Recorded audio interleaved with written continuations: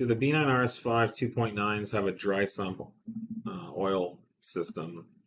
Does it need it for track work? They don't have a dry sump system. They do have a very competent oiling system though. I don't think we've had any oil pressure issues on that car or any of the B9 platforms. So they're a wet sump, but it's a well baffled and seemingly well controlled setup. We haven't seen the need yet for a dry sump setup or any kind of mods there.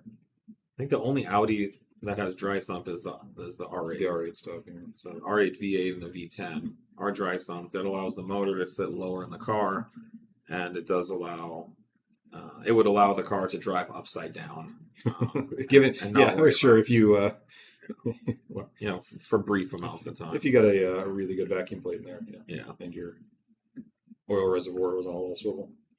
But yeah, a lot of Porsches are, most 911s are. A lot of the hyper. I don't know if BMW does any of that, but the dry sump systems are much more expensive to install.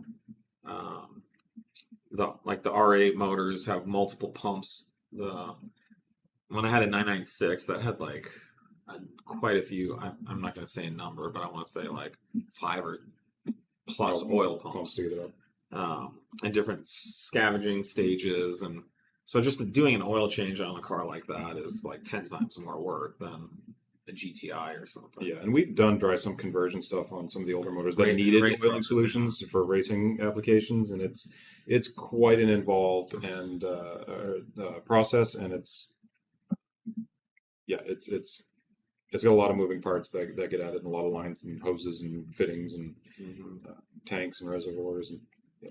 Yeah, so in general, from the factory, wet sump's the way to go. It's simpler, it's very reliable, and it works well.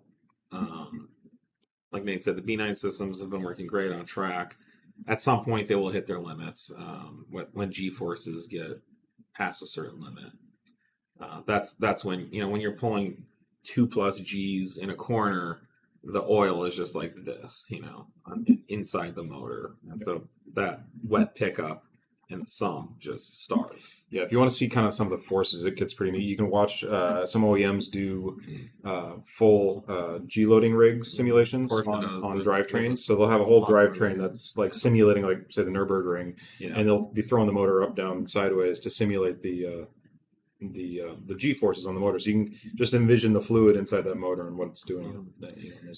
You can, this is 0 G's lateral, this is 1 G lateral. It'll be a 45-degree tilt. The closer you go, but 2 G's is something like this, So it's the oil is no longer sitting in the pan. It's up on the side of the block.